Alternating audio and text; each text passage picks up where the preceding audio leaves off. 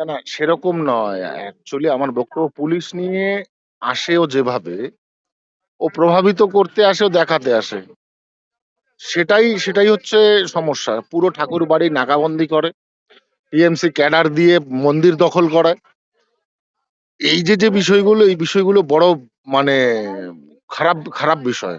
কোন ধর্মীয় স্থানে এসে সেখানে সেটাকে নাকাবন্দি করা।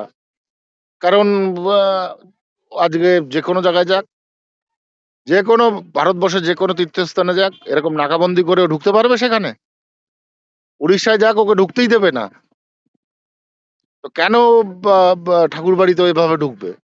পুলিশ নিয়ে আসতে পারে, ওর প্রোটেকশন এর জন্য পুলিশ নিয়ে আসুক। সেটা নিয়ে না। পুলিশ এসে নাকাবন্দি করে, লক করে, সমস্ত গেটগুলো বন্ধ করে দিয়ে কি পেয়েছেটা কি ওরা?